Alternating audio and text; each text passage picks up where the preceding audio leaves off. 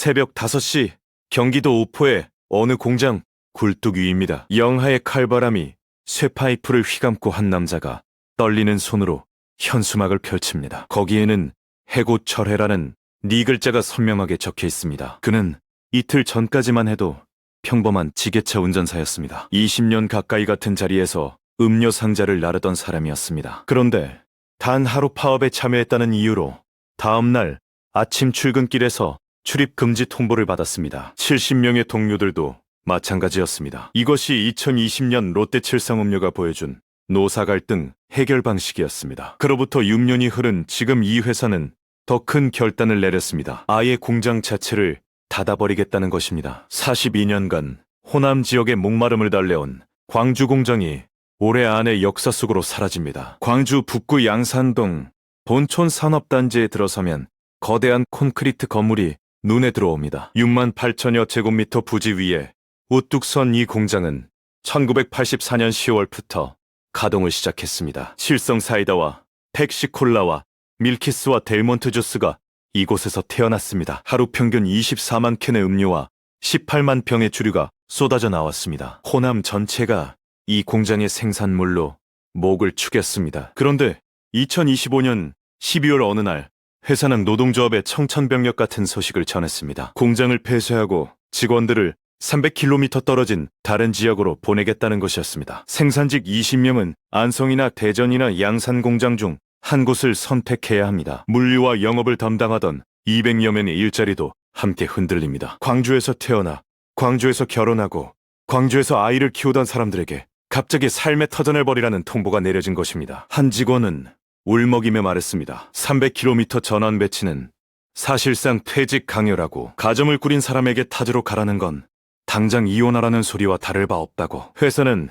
이주비와 귀양 교통비를 지원하겠다고 했지만 그것으로 무너진 삶을 다시 세울 수 있을까요? 여기서 우리는 한 가지 질문을 던져야 합니다. 왜 하필 광주일까요? 롯데칠성음료는 전국에 6개의 공장을 운영하고 있습니다. 그 중에서 광주와 경기도, 오포 두 곳을 동시에 폐쇄하기로 결정했습니다. 흥미로운 점은 오포 공장의 경우 노조의 강력한 반대로 폐쇄 대상에서 제외되었다는 사실입니다. 그렇다면 광주는 왜 살아남지 못했을까요? 회사는 생산 효율화를 위한 재편이라고 설명합니다. 하지만 지역사회에서는 다른 해석이 나옵니다. 광주라는 도시 자체가 기업들에게 더 이상 매력적인 투자처가 아니게 되었다는 것입니다. 이 이야기를 제대로 이해하려면 2020년으로 잠시 돌아가야 합니다. 그해 2월 롯데칠성음료의 하청업체에서 일하던 지게차 운전사들이 단 하루 파업에 나섰습니다. 그들의 요구는 단순했습니다. 정규직 직원들이 연말 성과급으로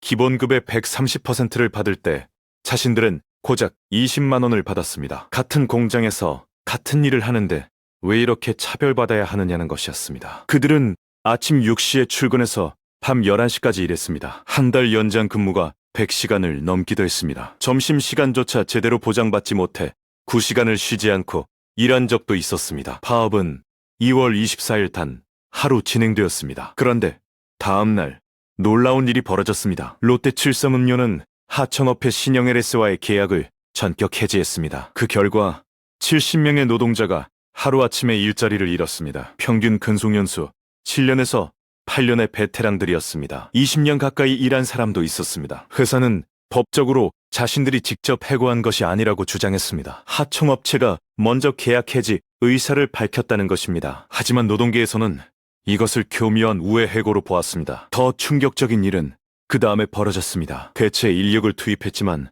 공장 가동률이 급격히 떨어졌습니다. 그러자 회사 측에서 해고된 노동자들에게 접촉하기 시작했습니다. 노조를 탈퇴하면 재고용해주겠다는 제안이었습니다. 실제로 대전 공장에서는 4명이 노조를 탈퇴했습니다. 이것이 롯데칠성음료가 노사 갈등을 해결하는 방식이었습니다. 파업하면 해고하고 노조 탈퇴하면 다시 뽑아주겠다는 당근과 채찍의 전략이었습니다. 이런 강경한 노무관리 방식은 일정 부분 효과를 거두었습니다. 실제로 롯데칠성음료 내부에서 대규모 파업이 일어나는 일은 드물었습니다. 하지만 광주라는 도시 전체로 시야를 넓히면 상황은 달라집니다. 광주는 대한민국에서 가장 강성한 노조 문화를 가진 지역 중 하나로 꼽힙니다. 금호타이어가 대표적인 사례입니다. 2018년 금호타이어 노조는 해외 매각에 반대하며 송신탁 위에서 고공농성을 벌였습니다. 그 농성은 무려 13일간 이어졌습니다. 이후에도 크고 작은 노사 갈등이 끊이지 않았습니다. 광주형 일자리라는 이름으로 출범한 광주 글로벌 모터스도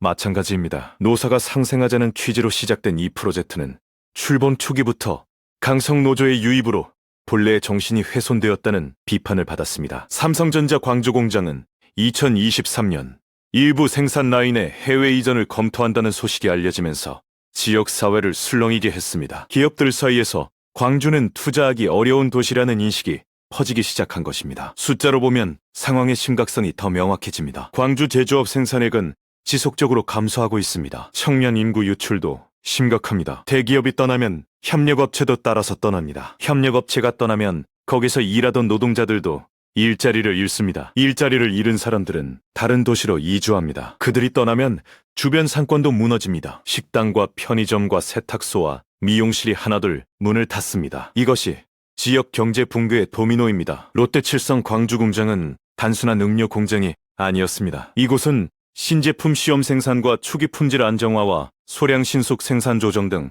대형 공장에서 수행하기 어려운 전략적 기능을 담당했습니다. 기술 실험과 제품 경쟁력을 뒷받침하는 핵심 거점이었습니다. 생산과 연계된 물류와 영업과 용역 인력까지 포함하면 200여 명의 일자리를 창출하는 고용 거점이기도 했습니다. 이 모든 것이 이제 사라집니다. 회사 측은 이번 결정이 구조조정이나 지역 이탈과는 무관하다고 강조합니다. 생산 효율화를 통해 전사적인 근로조건을 개선하기 위한 재편이라는 것입니다. 하지만 결과적으로 광주라는 도시에서 대기업 생산시설이 하나 더 사라지는 것은 부정할 수 없는 사실입니다. 그리고 이것은 단독 사건이 아닙니다. 광주에서 대기업들의 엑시트가 연쇄적으로 이어지고 있는 흐름의 일부입니다. 2025년 말 현재 광주의 상황을 정리해보겠습니다. 삼성전자는 일부 라인 해외 이전을 검토했습니다. 금호타이어는 노조 갈등으로 투자 타이밍을 상실했습니다. 광주 글로벌 모터스는 출범 취지와 달리 갈등 구조에 빠졌습니다. 그리고 이제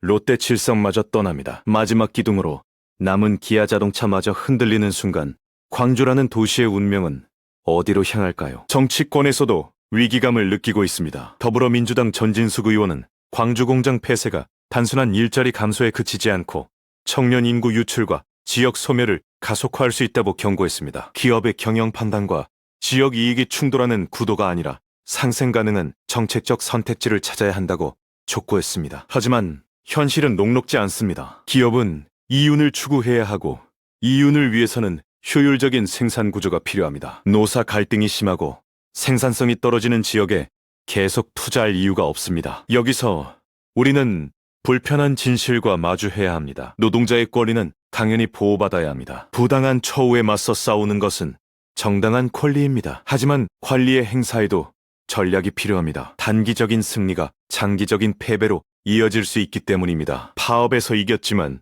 공장이 문을 닫으면 무슨 소용이 있을까요? 임금 인상을 쟁취했지만 회사가 다른 지역으로 떠나버리면 누가 그 임금을 받을 수 있을까요? 물론 모든 책임을 노동자에게 돌릴 수는 없습니다. 기업도 책임이 있습니다. 하루 파업에 70명을 해고하고 노조 탈퇴를 종용한 것은 분명히 비판받아야 할 행위입니다. 하지만 그렇다고 해서 기업이 모든 요구를 수용해야 하는 것도 아닙니다. 노사관계는 힘의 균형입니다. 한쪽이 지나치게 강해지면 다른 쪽은 견디지 못하고 무너지거나 떠납니다. 지금 광주에서 벌어지고 있는 일이 바로 그것입니다. 42년 전 1984년 롯데칠성 광주공장이 처음 문을 열었을 때 이 지역 사람들은 환호했을 것입니다. 대기업이 들어온다는 것은 일자리가 생긴다는 뜻이었고 돈이 된다는 뜻이었고 아이들에게 더 나은 미래를 물려줄 수 있다는 뜻이었습니다. 그 환호는 이제 탄식으로 바뀌었습니다. 공장의 불이 꺼지고 기계가 멈추고 노동자들이 짐을 싸서 떠나는 풍경이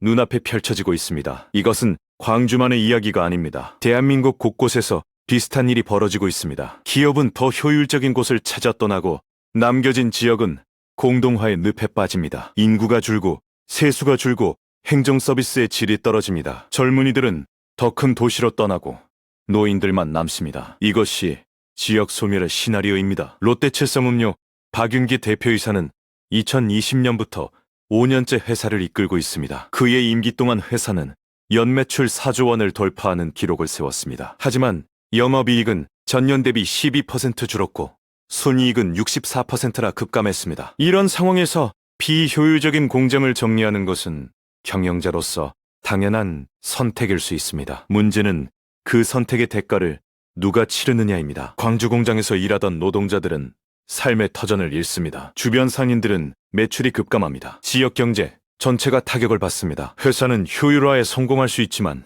지역 사회는 황폐해집니다. 이것이 과연 올바른 것일까요? 정답은 없습니다. 다만 우리가 할 수 있는 것은 이 상황을 직시하고 교훈을 얻는 것입니다. 기업이 떠난 자리에는 결리가 아니라 실업의 공포가 먼저 찾아옵니다. 파업의 승리 뒤에는 공장 폐쇄의 그림자가 따라붙을 수 있습니다. 이것이 자본주의의 냉정한 현실입니다. 광주가 다시 기업들이 오고 싶어하는 도시가 되려면 무엇이 바뀌어야 할까요? 노사가 서로를 적이 아닌 동반자로 인식하는 문화가 필요합니다. 단기적인 이익보다 장기적인 공존을 선택하는 지혜가 필요합니다. 그것이 없다면 광주뿐 아니라 대한민국의 많은 도시들이 같은 운명을 맞이하게 될 것입니다. 42년간 호남의 갈증을 달래온 공장이 문을 닫습니다. 그 안에서 일하던 사람들의 인생도 함께 접힙니다. 콘크리트 벽 사이로 부는 바람 소리만이 남게 될 것입니다. 이것이 우리가 목격하고 있는 비극입니다. 그리고 이 비극은 아직 끝나지 않았습니다.